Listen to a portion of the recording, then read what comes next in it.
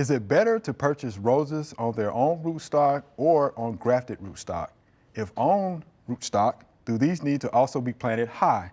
I would like to know the varieties that do best here in the Mid-South. I'm especially interested in David Austin roses and Cordis roses. This is Joe from Olive Branch, Mississippi on YouTube. So we'll start with you, Ms. Kim. So what do you think about that question, right?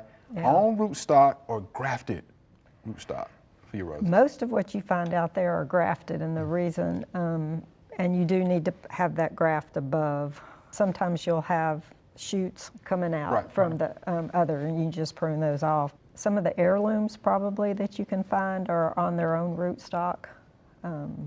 But the grafting, the reason they do that is just because to get it going, it's hardier. So.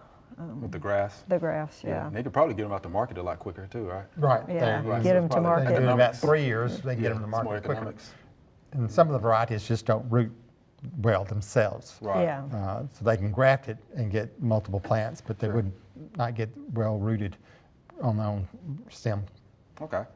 Yeah, so your own rootstock, I know it takes a lot longer for it to get established, but it does over time become, more hardier. Yeah.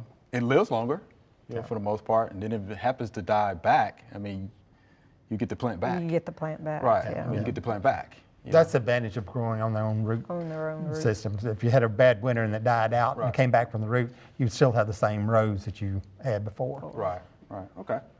Now, and then he, of course, asked about the varieties there in the Mid-South, and he's in Olive Branch, Mississippi. So what I have to say to that is, have a good friend, works in the extension office there in Hernando, Mississippi.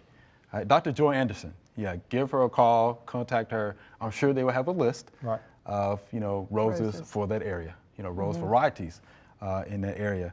And my parents live in Mississippi. My mom loves roses. And I know her hybrid teas are Mr. Lincoln.